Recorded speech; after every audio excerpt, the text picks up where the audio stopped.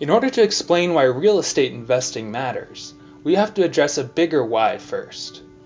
What is your life's purpose? Why are you alive? And why do you spend time doing the things that you do? Do you want to connect with other people by sharing your art or by sharing other talents? Or do you want to help those in need of food or shelter?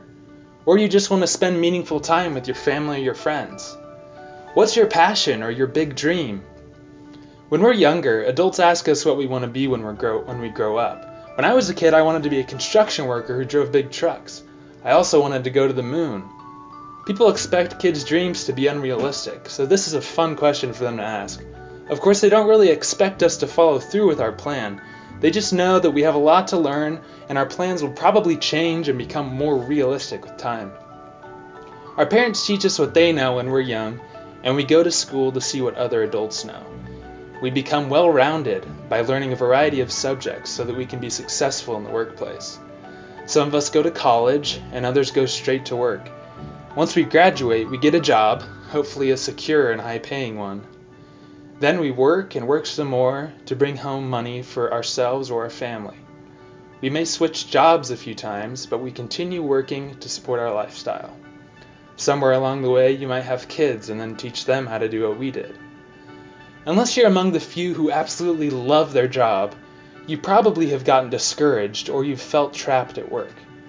You may have felt like the future life you imagined wasn't realistic enough, that you need to lower your expectations. You may wish that you had done things differently so that you had time to do what you really want to do.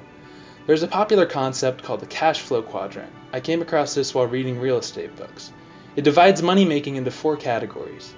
E is for employee. Most people are in this square. S is for self-employed. You buy a job using your own money.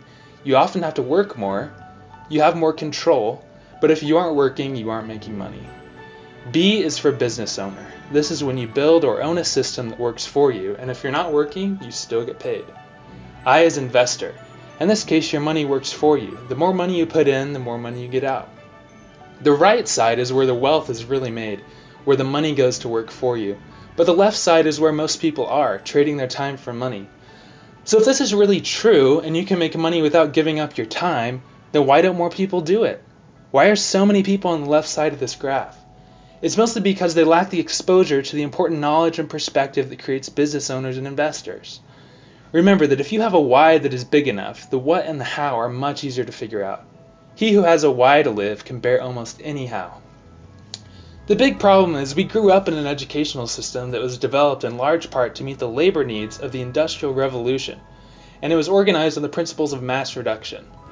We go to school and people tell us what to do. They tell us what we need to learn, and after years of this, we expect to be told what to do.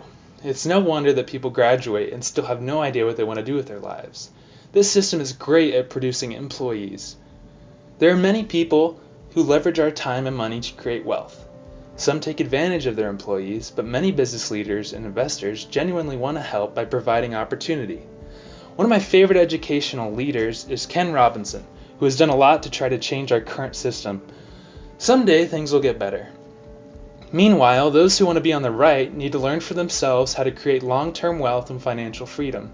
There are great books, clubs, groups, classes, and communities that help aspiring business leaders and investors to get educated. But it's hard to put in the required effort to become a successful entrepreneur, especially because we need to work and support our families. It's really hard to find the time.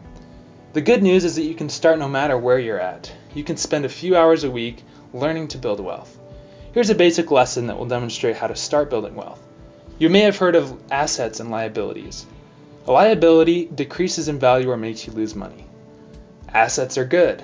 They bring in money. Here's some examples of liabilities.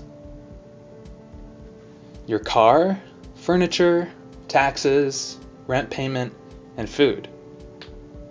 Some assets: education, stocks, your home, rental property. I will consider myself financially free once I acquire enough money-making assets to cover the cost of living. There are many ways to do that, but the best way I've found is through real estate. Many think that you have to be rich to start investing, but the truth is you can start investing in real estate with absolutely no money. There's so much to learn and so many exciting opportunities to acquire assets through real estate. A few benefits. Appreciation. This is the growth in value of a property over time. Cash flow is the difference between your mortgage payment and the rent payments that come in. Another benefit is that you can provide jobs for others in your system or your business.